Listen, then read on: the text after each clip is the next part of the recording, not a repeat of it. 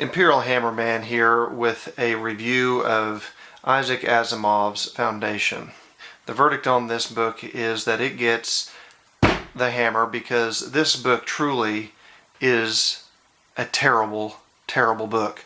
It's astounding that anybody would ever put it on their top 10 list of any book of any time. I wish someone had warned me about this overstated book. Yes, there are some one-star reviews out there where people say they don't like it. Okay, and for those of you looking for a sure thing read, pass this one up unless you just feel that you desperately need to read a relic of science fiction writing. Foundation was written during a time when science fiction was more about the idea of the story than, say, the plot, characterization, style, background, things like that. It's as though this book has earned its status from its what-if factor. What if a really smart scientist moved all the other really smart scientists to the other side of the galaxy while he predicts the collapse of an intergalactic empire, and they watch everything come apart just as the really smart scientist said it was going to. Once you know that scenario, there's no reason to read the book because there is no substance to this story whatsoever. It's been said by other writers who have been, successful writers, that readers demand the following from a good novel, and Foundation fails in most of them. Number one, strong plot. Fail. The only thing moving this story is the situation. Each chapter focuses on a handful of characters, most of whom are gone by the next. It seems that the only thing driving the story is, will Foundation survive? And who cares? The reader doesn't care much about the characters since they never get to know them. By the way, I do know that Foundation began as a series of short stories, and as such, it should have been kept hidden along with a number of other really bad children's stories. Number two, a great deal of action, or you could say tension. So I'm not just talking about shoot 'em up, guns and rockets or anything. But this book also really fails. The characters mostly drone on at each other like a bunch of professors lecturing each other about what's happened, what's going to happen, what's happening. Sort of reminds me of sitting around at a late night dinner table with a bunch of unemployed professors and comic book store owners waxing poetic about whether there are aliens on other planets. Yawn. What's more, this book doesn't even build tension.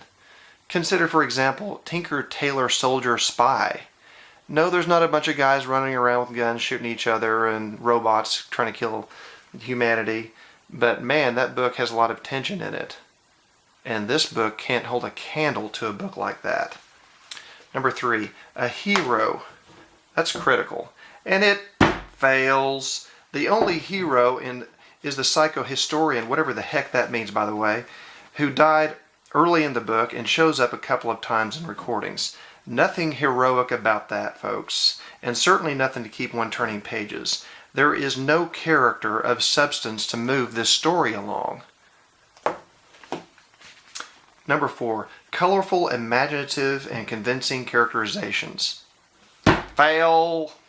Again, the short-lived characters are two-dimensional, too impressed with their own brain power, and just not convincing. Number five, clear, believable character motivations.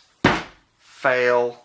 Yes, let's all risk everything and go to live on another planet with a bunch of really smart people like us, because after all, everyone else is going to die, and we're so smart, we're going to live and start up a new age galaxy of our own spawn. You know, when you say it out loud, it sounds just cultish. That's why this book, if you think about it, is just weird and not entertaining. Number six, well-drawn backgrounds. Fail. With the exception of the first couple of characters, the book hardly gives the reader much idea of what the setting is even like. What's the grass look like, folks? Number 7, a writer familiar with the English language. He passes, but passing in this category is not enough to sell as many books as copies of this book is sold. Yes, he can write, but at times it's not very compelling. It's like Asimov was writing a technical paper, which makes sense because he was, after all, a scientist. He probably wrote a bunch of technical papers. But you know what? I'm not entertained by reading technical papers.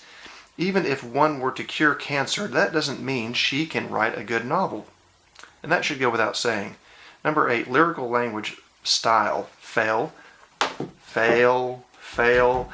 At times the book feels like the author is just going through the motions to get to the end of his mapped out plot. And there is no plot, by the way. Many people have rated this book as a must-read or top 10 books of science fiction. Nonsense, folks, nonsense. It may have some historical value, but after reading this, Asimov cannot even hold a candle to a pop culture fiction book like Divergent, for example, which at least keeps pace and keeps the reader entertained. Hello? It's about entertaining the reader and keeping them interested. After reading this book and going through this, one sees that Foundation cannot even hold a candle to pop culture fiction. It is definitely not the book one would want to make or take on a long international flight.